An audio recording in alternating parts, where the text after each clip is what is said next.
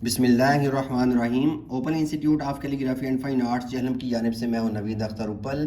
Dear students, तमाम देखने वालों को मेरी तरफ से अस्सलाम वालेकुम। डियर स्टूडेंट्स, उर्दू लिखना पढ़ना सीखे में आज हम ऐसे अल्फाज की प्रैक्टिस करेंगे कि जिनमें 3 हरूफ होंगे और दरमियान वाला जो हरफ है वो होगा छोटी जाए, और पीछे वाला कोई भी हरफ अगर हम छोटी जाए के साथ मिलाते हैं तो उसकी आवाज़ बारीक हो जाती है। मिसाल के तौर पे मैं यहाँ पे एक लफ्ज़ लिखता हूँ ईद। आप देखें कि ईद लफ्ज़ जो है इसमें कौन कौन से हरूफ आते हैं। एक आइन, दूसरा छोटी जाए, उसके बाद फिर दाल। अब इसके हम तोड़ किस तरीके से करेंगे कि आइन, छोटी जाए, ई को हम इकट्ठा रखेंगे और इसको इकट्ठा पढ़ेंगे और इसके साथ हम जमा करेंगे दाल को।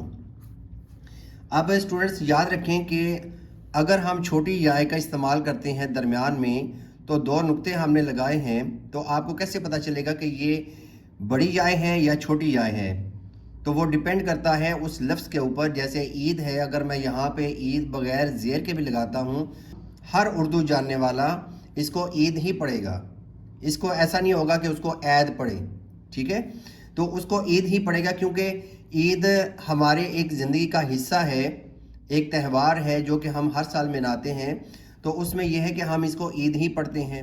अब एक ऐसा बंदा कि जिसने कभी ईद का लफ्ज़ सुना ही नहीं है या देखा ही नहीं है, तो वो क्या पढ़ेगा? उसको कन्फ्यूज़न पैदा होगी, वो परेशान होगा कि यहाँ पे छोटी आय है या बड़ी आय है। तो इसलिए डिपेंड करता है कि आप उर्दू की रीडिंग कितनी ज़्यादा करते हैं। जितनी आप रीडिंग ज़्यादा करेंगे, उर्दू आप सुनेंगे, तो आपको उन अल्फाज की पहचान हो जाएगी। तो अब यहाँ पे उर्दू लिखना पढ़ना सीखे के अंदर मैं यहाँ पे क्या करूँगा कि जो पहला हरफ होगा उसके नीचे मैंने ज़ेर लगानी है, तो फिर ये ईद हो जाएगा, ठीक है? यहाँ पे कंफर्म हो जाएगा कि इस यहाँ पे छोटी याय है, ठीक है? तो अब इससे मिलते जुलते जो अल्फाज हैं हम उनकी प्रैक्टिस करते हैं। मैं यहाँ पे लिखता हूँ बीत, बे छोटी याय, ते मौकूफ, बीत। अब बे के नीचे मैं ज़ेर लगाऊंगा तो ये बीत पढ़ा जाएगा, और अगर ज़ेर नहीं लगाऊंगा तो ये बैत पढ़ा जाएगा, ठीक है? जो किसी मुर्शद या पीर के हाथ पे जो बैत होती है, जो मरीद करते हैं, तो उसे हम कहते हैं बैत, ठीक है? यानी कि अहद करना। लेकिन यहाँ पे है बीत। तो अब बीत का मतलब क्या होता है कि बीत जाना, कि कितना अरसा बीत चुका है, गुजर चुका है। तो बीत का मतलब होता है गुजर जाना। उसके बाद है पीट, पे ये पी, टे मौकूफ, पीट। अब पीट क्या है? मारना, पीटना। जीत, जीम छोटी जाए, जी, ते मौकूफ, जीत। जीत क्या है? जीतना। डील, अब डील का जो लफ्ज़ है ये है इंग्लिश का वर्ड है, और डील क्या होता है कि किसी के साथ आप डील करते हैं, ठीक है? कोई आप अहद करते हैं, कोई डील करते हैं। उसके बाद है लफ्ज़ रीत। अब रीत क्या है? अगर मैं यहाँ पे ज़ेर ज़बर नहीं लगाता तो ये कोई पढ़ेगा इसको रेत पढ़ेगा, कोई रीत पढ़ेगा। तो रे के नीचे हम ज़ेर को लगा देते हैं, तो ये है रीत। अब रीत क्या है? रीत होता है कि रस्म व रिवाज, कि यहाँ पे हमारी क्या रीत चल रही है, ठीक है? आपके यहाँ क्या रीत है, ठीक है? और रेत क्या होता है? रेत सैंड को कहते हैं, ठीक है? तो यहाँ पे हम कौन से अल्फाज सीख रहे हैं कि जिनमें छोटी याय आ रही है। तो इसलिए अगर मैं नीचे ज़ेर नहीं भी लगाता तो आपने उसकी बारीक आवाज़ ही पढ़नी है। उसके बाद अगला लफ्ज़ है पीस।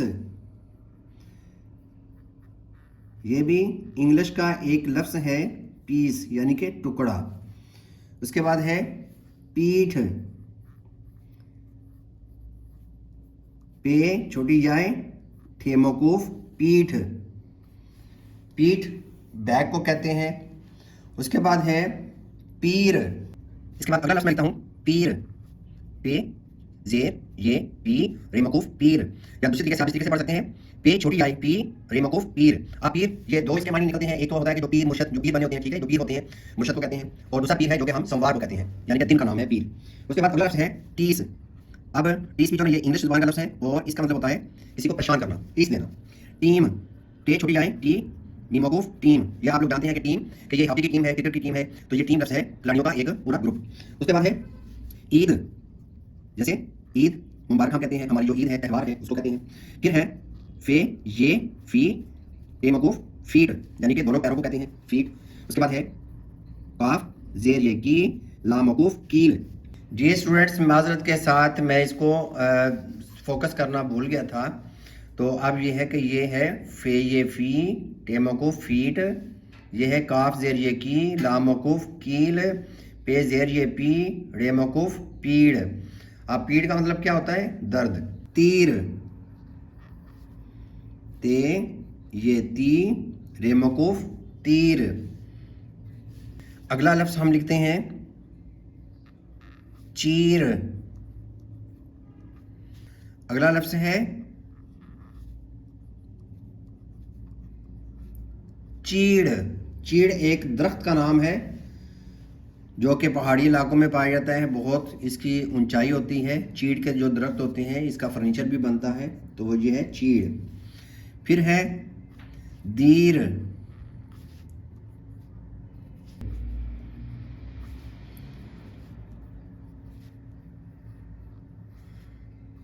यानी कि रीढ़ की जो हड्डी होती है, बैकबोन उसे कहते हैं।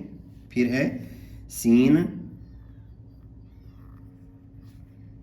सीन जेर याय सी नून मकूफ सीन, ये जो सीन शीन होता है उसको कहते हैं सीन। उसका पूरा लफ्ज़ मैंने लिखा है सीन।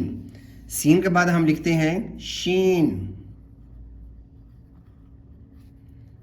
शीन जेर याय शी नून मकूफ शीन। अगला लफ्ज़ है खीर।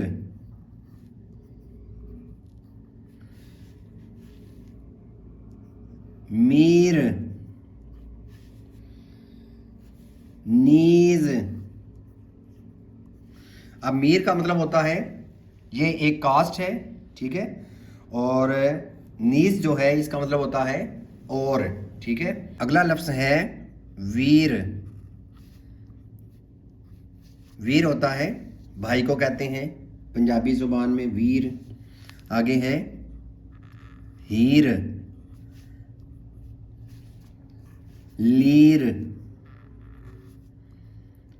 लीर क्या होता है? ये कपड़े का टुकड़ा जो होता है उसे हम पंजाबी में लीर कहते हैं, और किसी वक्त हम इसको उर्दू ज़ुबान में भी इस्तेमाल कर सकते हैं, लीर। फिर हम लिखते हैं ठीक।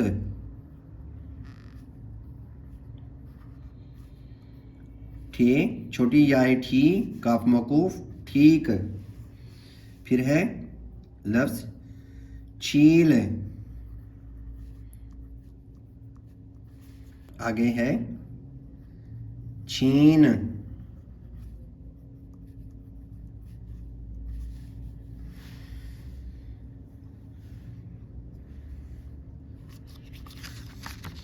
तो डियर स्टूडेंट्स, कोयल बोली है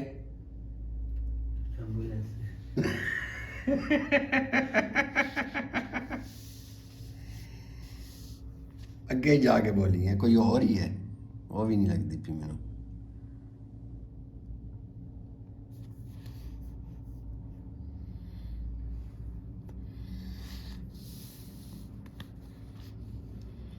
डियर स्टूडेंट्स, एक दफ़ा मैं इसको दोहरा देता हूँ, तमाम अल्फाज को पढ़ के सुना देता हूँ, गौर से देखिएगा।